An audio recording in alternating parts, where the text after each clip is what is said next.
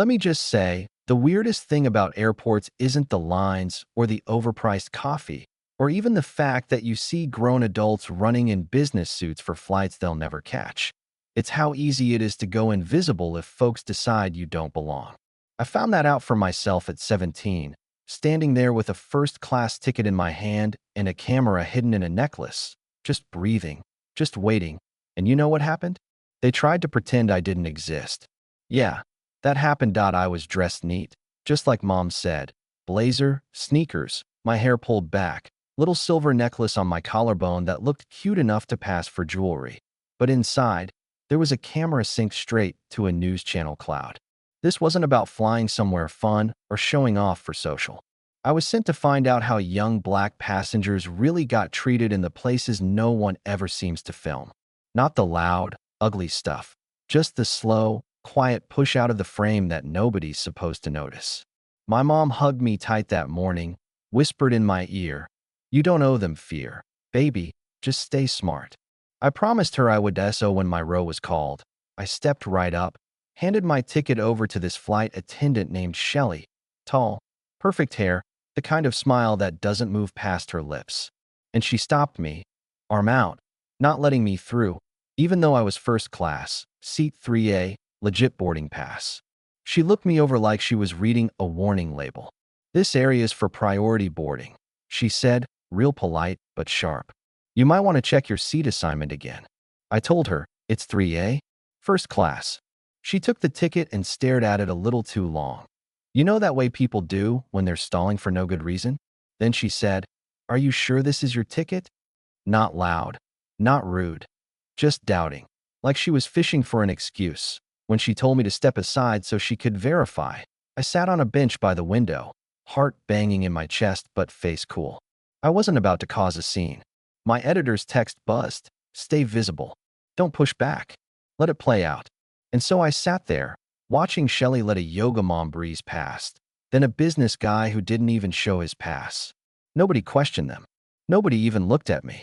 But the camera caught everything. A middle-aged man across the way leaned forward, asked softly, "You get bumped from your flight?" I shook my head, kept my voice low. "Just waiting." He frowned, glanced at the gate. "That doesn't make any sense." Shelley, for her part, pretended to flip through her clipboard, but she was watching me the whole time, arms crossed, mouth tight. 15 minutes went by. Boarding was almost done. No one came back for me. Shelley's co-worker, Megan, a younger attendant, new, still learning, came over, lowered her voice. "What's going on with that girl's ticket?" Shelley answered without even looking up, "I'm waiting for confirmation." Megan checked the manifest, found my name instantly. "She's fully booked in first class, seat 3A. Shelley snapped, "I don't need you second-guessing me." Megan tried again. "You could have just checked her ID." She didn't do anything. Shelley shot her a look that could freeze water. Right then, an older black man in a sports jacket walked up to me, gentle voice. "You all right, sweetheart?" I nodded, just waiting. He glanced at Shelley, back at me.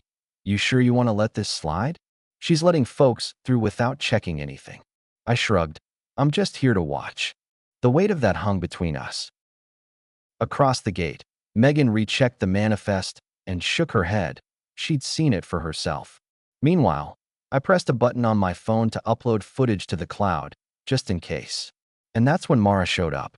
You ever see someone walking like she owns the floor and doesn't care if anyone likes it? Mara Vance, my editor's top reporter, press pass hanging on her lanyard, heels clicking, eyes sharp. She didn't even address Shelley at first, just came over. "You okay?" I nodded. "It's all on video." Shelley, flustered now, tried to act official. "This is a restricted area," she started. Mara cut her off. "What you did was deny a confirmed first-class passenger on camera. She didn't look like she belonged. Your words." Shelley started to protest, but Mara pulled out her phone and played the audio clip. That moment, you could feel the room go cold. A couple of passengers gathered nearby. Even Megan stood a little taller. Shelley's face turned white as chalk when Mara said, "We've been documenting evidence from airports across the country. Yours will be the first to air." The man with glasses, laptop in hand, stepped up. She didn't do anything wrong. She was calm. never raised her voice. The crowd murmured, and suddenly, everyone was watching Shelley, not me. The intercom called final boarding for Flight 117. Shelley tried to backpedal. She can board now if she wants. Mara shook her head. No, she's not flying today, and neither are you. Security showed up, escorted Shelley out for a private meeting. Megan looked away, visibly shaken. The room felt tight with tension and justice all tangled together. Mara leaned in. We got what we needed. Now we show the world what subtle discrimination looks like when it thinks no one's watching. We walked away, not triumphant, just steady, through the terminal as my phone buzzed with notifications. The newsroom prepping the footage for that evening's news. I thought about Mom, about all the times she told me, don't give them a reason to call you angry. Let the truth do the talking. By the time we reached the studio, my video had hundreds of thousands of views. In the green room, the senior producer told me, you handled it like a pro. Most folks would have lost it. You didn't give her anything to twist. He said I'd be going on air myself. I froze, surprised, but he insisted, people need to see the girl behind the footage. That's the story.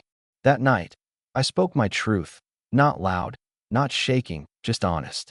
Sometimes, even when you pay the same money and follow all the rules, they still try to shut the door. The segment aired.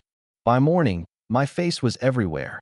News, social, hashtags, even late-night commentary. The airline issued a statement. We failed. We're taking action. They weren't spinning it. They had no choice. Within days, the CEO met with me and Mom. Face to face, no PR wall, no legal buffer. We want to know what you want, he said, and I told him. Policies. Accountability. A system for reporting bias. Stop hiring people who judge by skin before boarding pass. They listened. And for the first time, I felt the needle shift. Weeks later, Gate 14 had a new sign. Respect isn't optional. It's the beginning. My photo, standing calm, eyes forward, was framed underneath. New training rolled out. Anonymous reporting, role play, everything recorded. Megan, the attendant who tried to stand up for me, got promoted. She sent me a note. I should have done more, but I was scared. Watching your footage made me realize silence helps no one. Funny thing is, people called me brave, but I was just tired of being quiet. All I did was stay in my seat and press record. But that stillness was louder than any protest. Students, parents, teachers started reaching out. The newsroom named a fellowship after me, training new journalists to film the small moments, not just the big fights. A year passed. I went back to the airport, walked right up to Gate 14. New faces behind the counter, checked my ticket, welcomed me. No double takes, no pause, no second guessing. I boarded, sat down, just like everyone else. For the first time, it felt normal, but the work didn't stop. I mentored others, helped launch an archive. Real people, real stories, just proof, no spin. One girl filmed herself at a library being searched for no reason. A boy caught his coach saying something out of line on video. Each clip, a crack in the wall. I got letters, some from people who still wanted me to get over it, others from folks who finally saw themselves. One from a staff investigator. It took me too long to realize silence isn't neutral. Your actions woke more of us than you'll ever hear from. I kept that one in my journal, and through it all, I stayed myself. Just Brianna Holt, high school kid, daughter, mentor, not an activist, not a hero, just someone who refused to walk away. I spoke at conferences, turned down awards, kept it moving. I never wanted the moment to define me. I wanted it to open a door. So when a little girl in a red hoodie pretended to be a reporter at the park, clutching a toy camera, shouting, "You can't just tell me I'm not allowed," because I got my voice and I got the proof. I knew we'd started something bigger than viral views. We'd started a quiet revolution. And maybe, just maybe, that's how change really works. When enough people refuse to step aside, when stillness turns into presence, when silence finally gets recorded. If this story moved you, don't forget to leave a comment below. Share your own experiences, your thoughts on justice, community, and belonging. Hit like, subscribe, and join us for the next story, because the only thing more powerful than proof is the people who demand it.